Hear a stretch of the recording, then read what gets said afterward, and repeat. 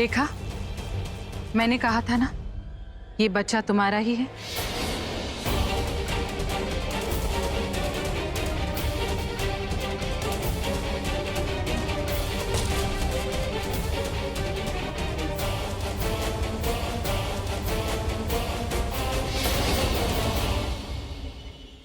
सिर्फ मांग में सिंदूर भर लेने से रिश्ते नहीं बन जाते। रिश्तों को बनाने के लिए प्यार का होना भी जरूरी है। जो धैर्य मुझसे करता है, तुमसे नहीं।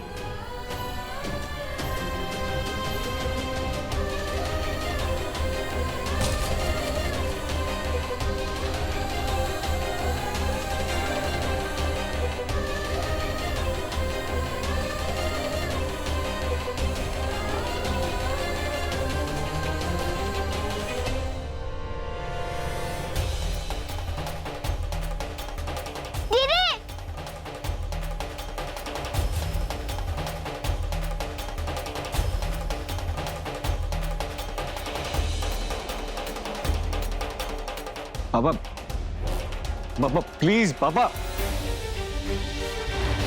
पापा मेरी बात सुनिए प्लीज।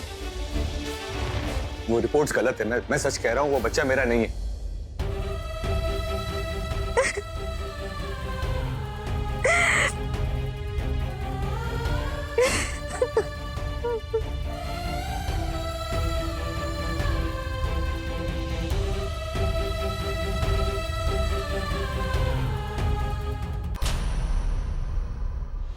तृष्णा, लेकिन मुझे समझ में नहीं आ रहा है कि ये सब हुआ कैसे। मॉम, मुझे तो ये कोई चमत्कार ही लग रहा है। तो क्या डॉक्टर झूठ बोल रहा था? हाँ? ने मुझे किसी के सामने शक्ल दिखाने लायक नहीं छोड़ा। पापा प्लीज ऐसा मत कहिए ना, प्लीज। आप मेरे पापा, अगर आप नहीं समझेंगे तो मेरी बात कौन मानेगा बाहर? दीदी, आप इतना मत रो। हमारे जीवन में रोने के अलावा कुछ बचा भी तो नहीं।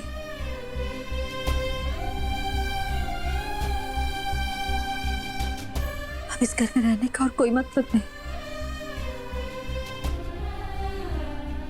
हमें यहाँ से चले जाना चाहिए। एक मिनट में नहीं रुक सकते।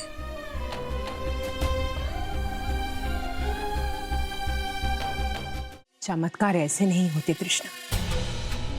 जो कुछ भी हो रहा है उसमें कहीं ना कहीं सच्चाई तो है। लेकिन मॉम, धैर्य के साथ ऐसा कुछ हुआ, मुझे कुछ याद क्यों नहीं है? तृष्णा, तुम सच सच मुझे बताती क्यों नहीं कि क्या हुआ था?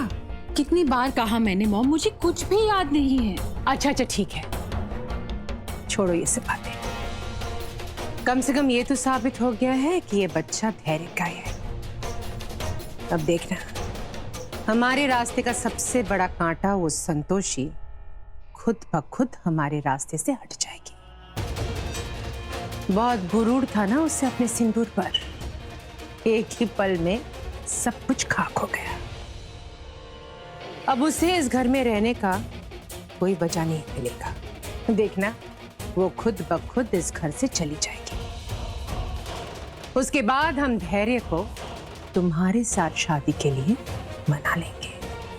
पापा, एक बार मेरी तरफ देखिए तो सही। पापा, मेरे आपसे हाथ मिलाकर झूठ नहीं बोलूंगा। कैसे समझाऊं मैं आपको कि वो बच्चा मेरा नहीं है? तो फिर संतोषी का क्या होगा, ये सोचा है तुमने? दीदी, आप यहाँ से क्यों जा रहे हो? रुक कर भी क्या करेंगे रुद्राक्ष? जिस रिश्ते के कारण यहाँ थे, जब वो रिश्ता ही नहीं रहा तो यहाँ रहने का क्या मतलब?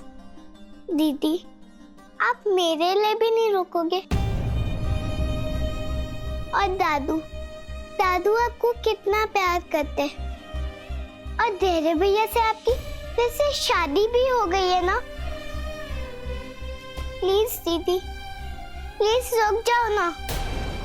और जैसे ही संतोषी इस घर से चली जाएगी, तुम्हें धैर्य के करीब आना होगा और उसके मन में तुम्हारे लिए जो नाराजगी है उसे दूर करना होगा।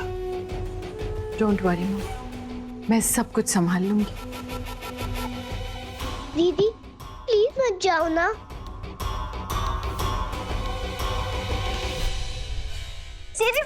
रुद्राक्षी, बैग उठाकर कहाँ जा रही हो? इस घर में बहू बन के आए थे काका, लेकिन हमारे पति ने हमसे हमारा अधिकार और सम्मान दोनों ही छीन ली। अब किस अधिकार से इस घर में रहेंगे? हमारे यहाँ से जाना ही ठीक है, इसलिए इस घर से जा रहे काका।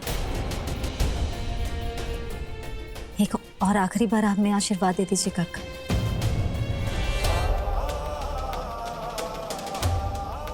मैंने कहा ना तुम कहीं नहीं जाओगी।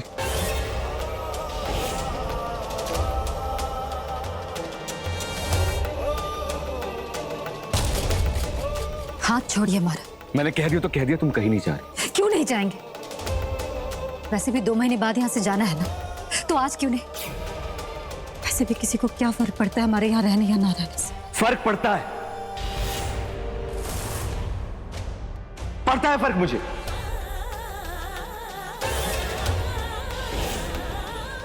और जब तक मैं ये साबित ना कर दूं ना कि तृष्णा के जो पेट में बच्चा पल रहा है वो मेरा नहीं किसी और का है, तुम यहां से नहीं जाने वाली। माते, संतोषी के पति में आया ये बदलाव अत्यधिक आनंददायक है, किंतु वो स्वयं को निर्दोष सिद्ध कैसे कर पाएगा? सत्य को सामने लाना कठिन अवश्य है गौ माता, किंतु असंभव नहीं। सत्य सदैव कठिनाइयों के भीतर ही छुपा होता है। धैर्य से, यूं सबके बीच में हमारे रिश्ते का तमाशा मत बनाए। सिंदूर जैसी पवित्र चीज को और हम ऐसे बेइज्जत नहीं होते। धैर्य से जाने दीजिए, हमने कहा जाने दीजिए। देखो संतोषी, अंदर चलो, अंदर चलो और जाके थोड़ा ठंडे दिमाग से सोचो। अरे जिस तृष्णा के साथ मैं शादी कर रहा था, मुझे उसके साथ रहने में क्या तकलीफ होगी? बेटी, धैर्य का ये रूप हम में एक नई किरण जगा रहा है। उसे थोड़ा समय दो बेटा। जब सच का पता चल गया तो उसके बाद बेटी उसके साथ वैसे ही रहना जैसे पहले रही थी। हाँ, ठीक है? हमें ना, तो हम सच बताएं तो हमें ना दाल में पक्का कुछ काला लग रहा है। तुम हमारी बात मान नहीं रही। आओ। कुट्टू जी, आपको ताई जी पे ऐसे शक नहीं करना चाहिए। वो इंसान है और इंसान कई बार भगवान की कृपा से बदल भी जाता है। जय संतोषी माँ, जय संतोषी माँ, जय संतोषी माँ। आज हमने पूरे विधि विधान से संतोषी माता की पूजा की है। ये लो बेटा प्रसाद। तो कैसा लगा आपको? क्या बताएं सर मिली बहू, हमें ऐसा लगा जैसे धरती पे स्वर्ग मिल गया हो। पहली बार जीवन में इतना संतोष मिला है। और जब हम माँ की पूजा कर रहे थे तो ऐसा लग रहा था कि संतोषी माता साक्षात हमारे सामने खड़ी है। इसका मतलब आप संतोषी माँ की सच्ची भक्त बन गई। हाँ। जल्दी मम्मी जी पापा जी भी उनकी पूजा करने लगे। पुष्पा जी, जूस लेकर आओ मेरे लिए। अभी लाती हूँ। पुष्पा जी, अब तक काका को चाय नहीं दिया ना? आजकल आपका इधर उधर के काम पे बहुत ध्यान रहता है। देख रहे हो तुम्हारी माँ और तुम्हारे ऊपर कितना अत्याचार हो रहा है। संतोष, तुम्हारा इतना साहस कि तुम हमारी रचना को पीड़ा पहुंचाओ।